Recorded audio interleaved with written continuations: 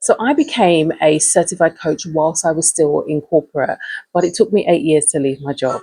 And yes, I started off stuck, but I soon realized that I needed to leave strategically. So if you're in corporate and you feel as if you need the courage or the confidence to jump, it might be that you too need that strategic plan that's going to hold up under pressure. So today I'm going to share the steps I took when it came to me leaving in the hopes that it will help you too. So I didn't just leave my job because it was terrible. I actually loved what I did. I worked within the criminal justice field for over 20 years. I honed my skills, I managed teams, but I knew I had to leave when I realized that staying would never support my building the impact that I knew that I was capable of and how I wanted to help others. There comes a point when you realize that you're having the same conversations over and over. You are solving the same problems every single day. You're offering recommendations and solutions, and you're watching them not being taken forward. You're hearing the same old excuses, and you're watching a gradual decline in quality. And you realize that the system that you're in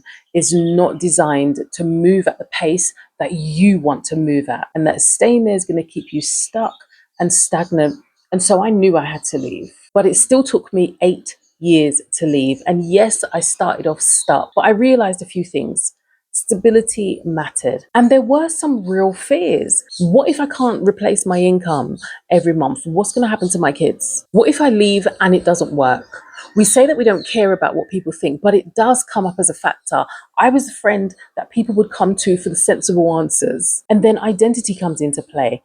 I built a career in a very niche field. What happens when I walk away from that identity and I'm no longer the risk assessor, the sentence manager, the DEI specialist? I walk away from that security. I walk away from everything I know. What happens next? I used to make jokes at work about escaping over the wall to freedom or digging my way out. But I soon realized that escape was not the strategy, because where would I be escaping to? I realized that yes, I needed to exit, but I needed to exit well. And so I took time to focus on where I was. My background is in risk assessment and risk management, and I realized that I needed to flip that on myself. What I did for work was to not ignore the fears. They're always going to be there. The risks are always going to be there. I needed to sit down and assess it for myself and work out what was the most sensible and risk-aware path that I needed to take that would benefit me and all who I was responsible for. And so I needed to risk assess, do some contingency planning, and really treat my exit like a case. So these were the steps that I took. Step one, I realized that I needed to stop romanticizing leaving and being my own boss and doing my own thing. Don't get me wrong, I had visions of strutting into the office, putting that resignation down on the desk and strutting my way out to freedom. But I quickly realized that escaping and freedom was not the goal.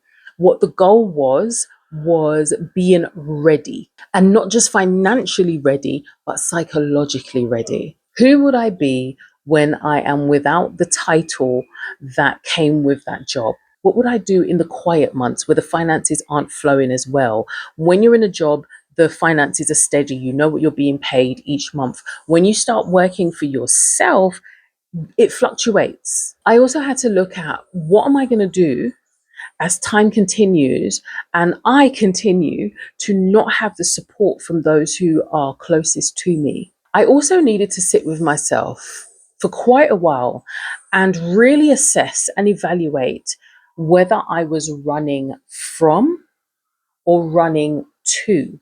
Which one really had the strongest pull? And when I honestly sat down and answered those questions, it really bolstered my why, my purpose, my intentions, and supported the plan that I was putting in place so that I could eventually leave.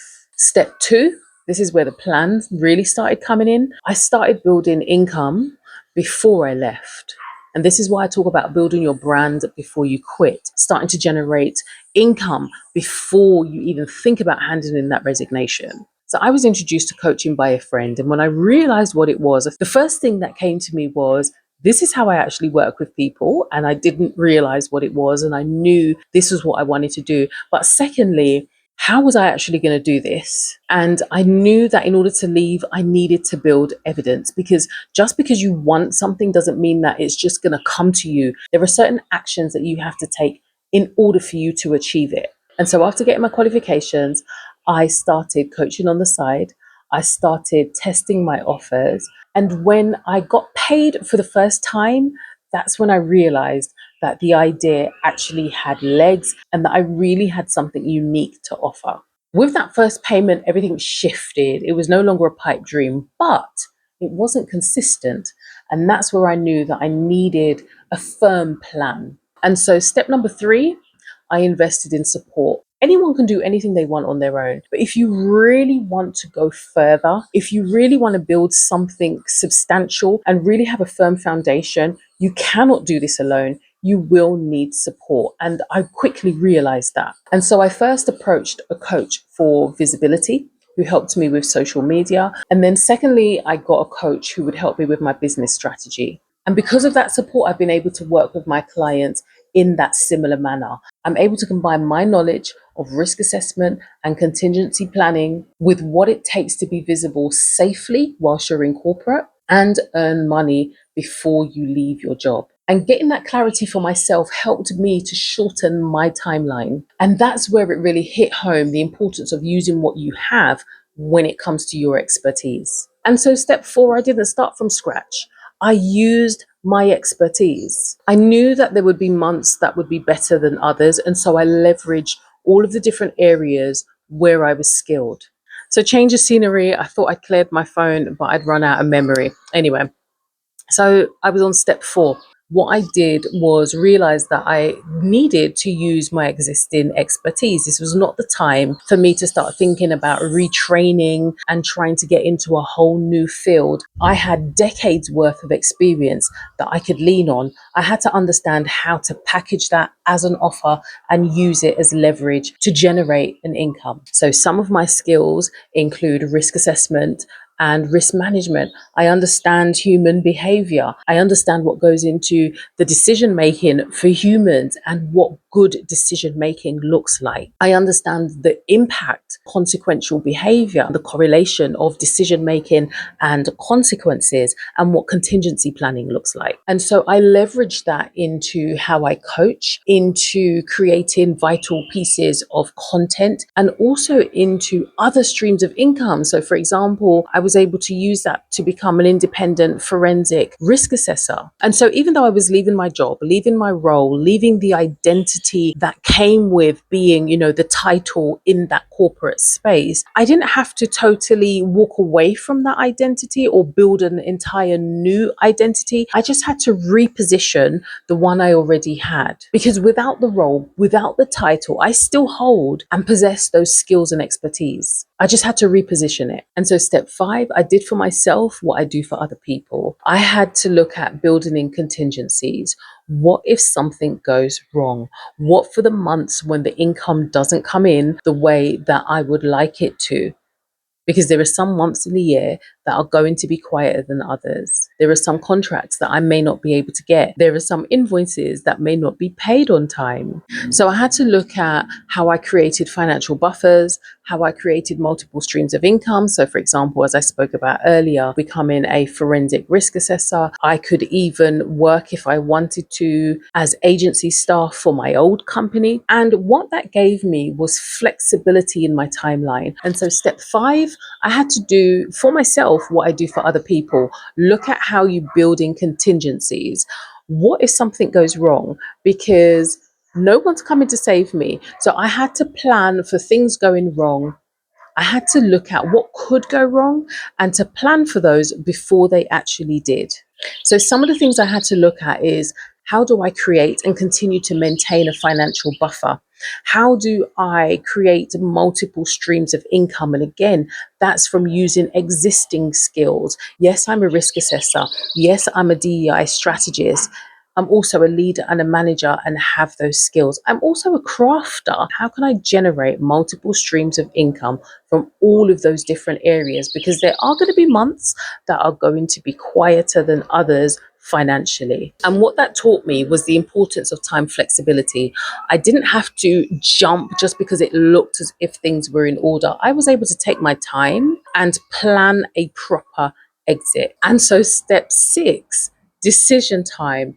I made a decision based on it being the right time, not the perfect time. At the time when I decided to leave, there were opportunities for promotions in other areas, but I still chose to leave. And that was because I'd already done my assessment as to whether I was running from or am I running to. And I made sure that I started building that foundation outside so that I was leaving to something that was substantial. And so it was easy to make decisions when it came to, do I stay and take a promotion and get better pay? That's secure. Like, who wouldn't do that? But I still chose to leave.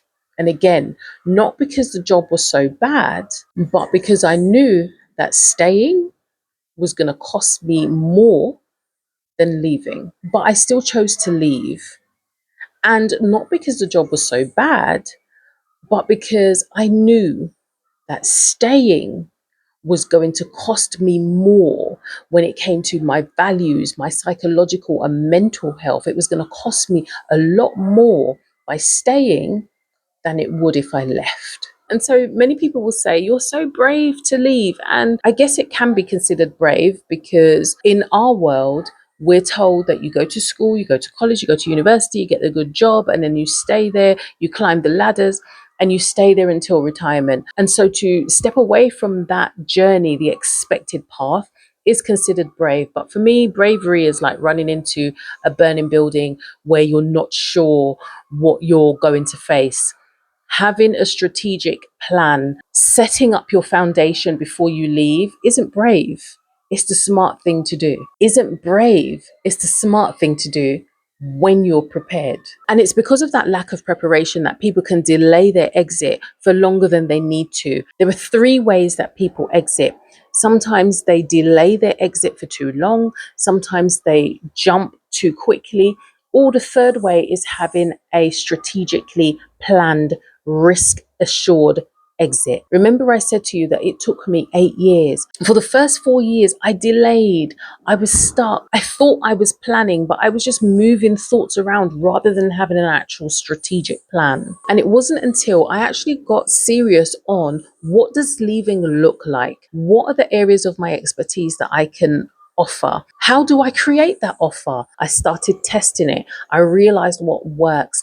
I retested, I revised, I put my offers together. I started getting paid. And that was the evidence I needed to know that I could sustain myself. And that's when leaving became possible. And so, what does life look like after leaving corporate?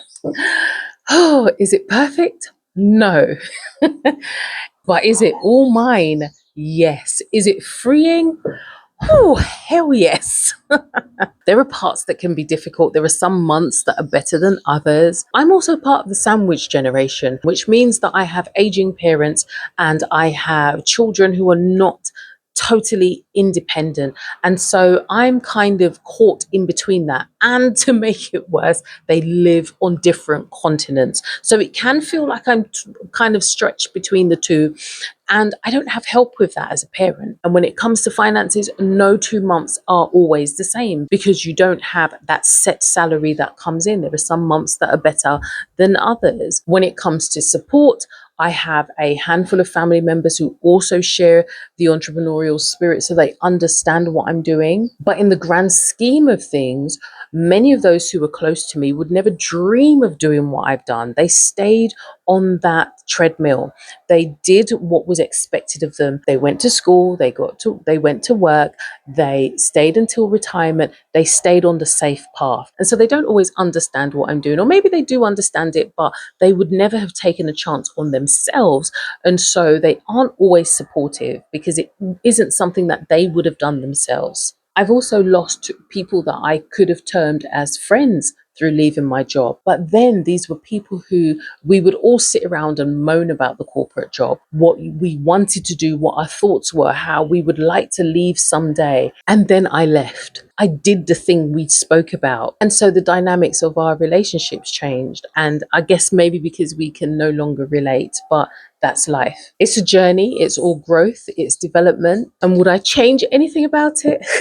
Absolutely never. This life has given me the type of autonomy that I only dreamed of. I have autonomy over how I work, where I live, where I choose to be in the world, how I work with people. I'm able to work fully in alignment with my values. I get to choose what I work on. I get to choose the clients that I want to work with. Again, everything that aligns with my values. But it still requires discipline. I am that kind of person who will get carried away with the time. If I'm doing something and I'm engrossed with it, as they say, that I'm in flow, I could, the hours can just slip by. But I've had to ensure that I'm structured with my time so that I get my rest, so that I'm able to fit everything in that I need to do. And the most important thing, that I didn't leave my corporate job where I could see burnout on the horizon and then, start working for myself and replace one type of stress for another type of stress, replacing one burnout for another. And so I structure my day, I structure my week, I continue to plan, revise it, and refine it. So if you're still in your job and you're thinking about leaving, understand that you don't have to rush it. But you also don't have to drift. It took me 8 years. It doesn't have to be 8 years for you. But what you do need is a plan of how you leverage your skills so that you can start generating income outside of your salary so that you are generating options for yourself. And that's exactly what I teach in my 6-week income exit blueprint. We look at how to leverage your skills, how to build income, how to create those offers. So you're creating a plan where you don't ever have to jump, but you can safely transition. And if you're ready to learn how to do this properly, the link is in the description below. You already have everything you need to start generating income outside of your salary. All you need is the plan. If you want more information about how to leverage your skills, have a look at my previous videos. You could start with looking at how to leverage your skills to create your first £1,000. And so until the next video, bye.